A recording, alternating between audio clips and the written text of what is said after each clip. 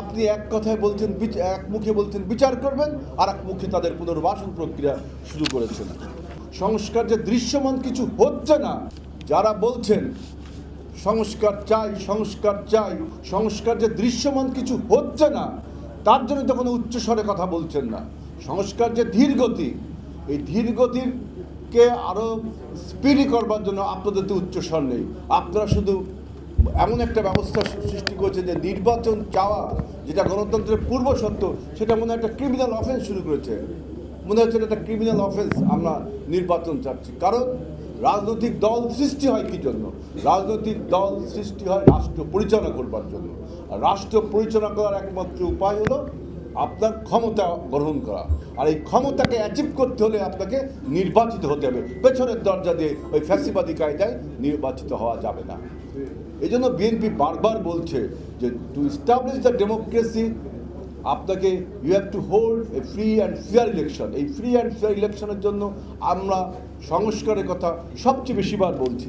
আজকে যারা সংস্কারের কথা বলেন, বলছি কি মৌলিক সংস্কার। আমি কতগুলো টেলিভিশনে জিজ্ঞেস করেছিলাম যে মৌলিক সংস্কার বলতে জামাতে ইসলামী বাংলাদেশ বা নাগরিক কমিটি আপনারা কি বোঝাচ্ছেন? আবার একই সাথে তারা বলছে গণপরিষদ। টেলিভিশনে আমি বললাম যে গণপরিষদ একটা নতুন সংবিধান রচনা করবার সময়, একটা দেশ যখন স্বাধীন হয় তখন হয়। আর আজকে যদি আপনি গণপরিষদ করেন, তাহলে আপনি সংস্কারের কথা বলছেন কেন? সংস্কার যদি বলেন, তাহলে তো গণপরিষদ একটি সংবিধান রচনা করবে, তখন আপনি সংস্কারের কথা বলেন। সংবিধান যখন রচনা হবে তখন সব কিছু হবে। আজকে তাহলে সংস্কারের কথা বলছেন কেন? দুই রকমের কথা। আপনারা গতকালকে পরশুদিন প্রথম আলো পত্রিকার একটি আর্টিকেল পড়েছেন, ডক্টর রেহমান সোমান লিখেছে যে সংস্কার প্রস্তাবের কথা যারা আজকে বলছেন, সংস্কারের কথা, রাষ্ট্র মেরামতের কথা বলছেন, আবার বলছেন গণপরিষদে নতুন সংবিধান হবে। তাই তো ঘোড়ার আগে গাড়ি ঝুলিয়ে দেওয়ার মতো হয়ে গেল। সংবিধান যদি রচনা করতেই হয়, তাহলে আপনি সংস্কার কথা বলছেন কেন? এই দুই রকম কথা বলছেন কেন? এবং এই কথাগুলোকে বলা হয় প্যারাডক্স। এগুলো স্ববিরোধী কথাবার্তা। যেমন বলেন যে আমরা নির্বাচন চাই না, আগে সংস্কার চাই। আমি দেখলাম একটি রাজনৈতিক দল 300 আসনে মনোনয়ন দিয়ে বসে আছে। টেলিভিশনে এসে বলছে নির্বাচন দরকার নেই, আগে সংস্কার করব।